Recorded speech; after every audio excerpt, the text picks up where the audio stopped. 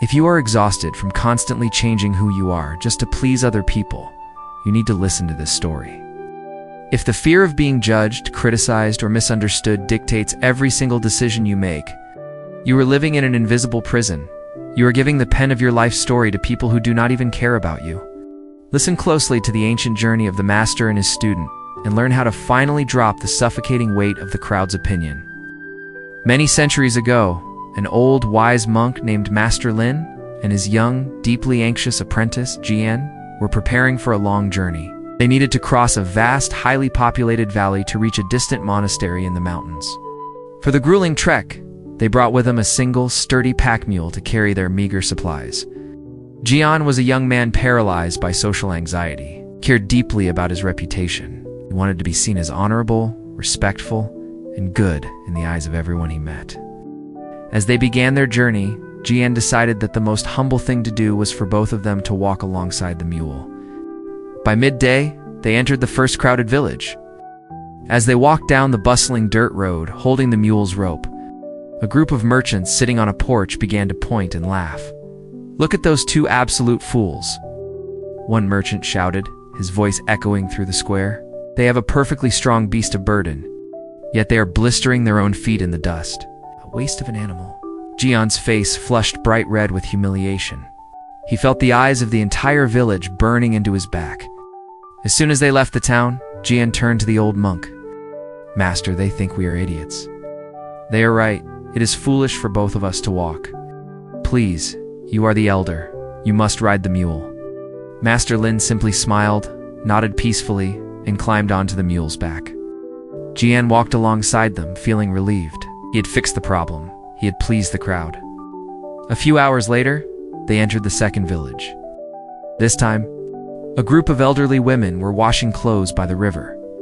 When they saw the old man riding while the young boy walked in the hot sun, they gasped in disgust. "Look at that cruel, selfish old man," one woman scolded loudly, resting his tired bones like a king while he works that poor, exhausted child to the bone. "Have you no shame?" Jian was horrified. He had tried to be respectful, yet now the world viewed his beloved master as a tyrant. The guilt gnawed at his stomach.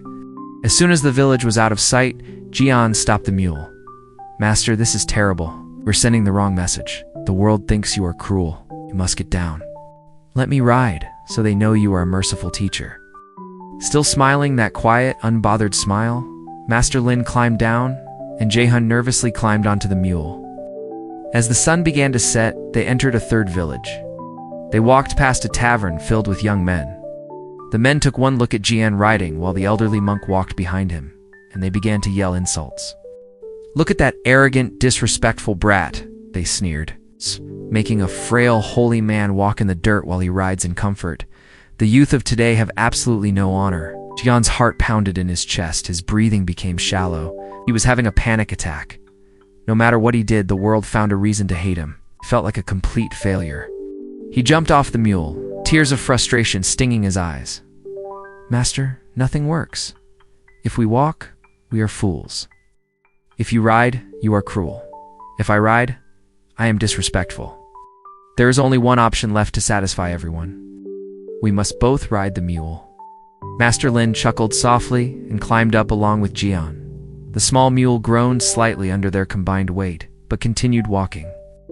Just before dark, they reached the final town at the base of the mountain. A group of animal farmers saw them approaching and immediately ran into the street, waving their arms in anger. "Monsters!" the farmers screamed. "Abusers! Look at that poor, innocent creature. Its back is bowing under the weight of two grown men. You should be ashamed of yourselves. You are crushing it to death." Jian completely broke down. He slid off the mule, fell to his knees in the dirt, and put his head in his hands. He was entirely defeated. "Master," Jian cried, his voice trembling, "I give up. I am trying so hard to do the right thing. I am trying so hard to be good in the eyes of the world, but the world will not let me. No matter what choice we make, they mock us. They hate us. We are doing everything wrong." The chaotic noise of the angry villagers seemed to fade away as the old man walked over and knelt beside his weeping student. He placed a gentle, grounding hand on Jian's shaking shoulder. "Jian, look at me," the master said softly. but with a sudden, piercing intensity. If you spend your life trying to tailor your actions to the applause of the crowd, you will go mad. The crowd is not a single wise judge. The crowd is 1,000 different faces, carrying 1,000 different insecurities, projecting 1,000 different opinions onto you. The master pointed back down the long road they had traveled. Those villagers do not know where we started. They do not know how far we are going. They do not know the condition of our bodies or the purpose of our journey. They only saw a 10-second fragment of our lives, yet they judged it as if they had walked our entire path. Master Lin stood up, his posture perfectly straight, completely unaffected by the angry stares of the farmers nearby. You cannot control the whispers of the world, Jian, but you can control how loudly you let them echo in your own mind. If you try to please everyone, you will ultimately please no one, and you will completely destroy yourself in the process. Jian looked up, wiping the dirt and tears from his face. Then, "How do we travel, Master? What is the right way?" Master Lin smiled, took the mule's lead rope, and handed it to Jian. "We travel the way we choose to travel. We walk when we are strong. We ride when we are tired. We let the world shout, and we simply keep walking toward our mountain." In your own life, you are carrying a massive, invisible weight. It is the weight of other people's expectations.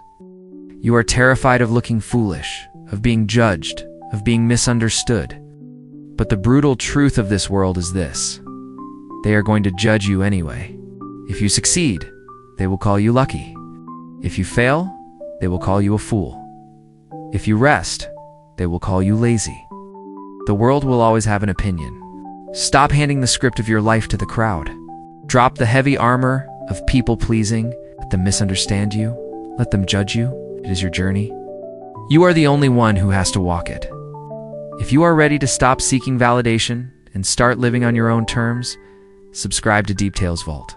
We will see you in the next story.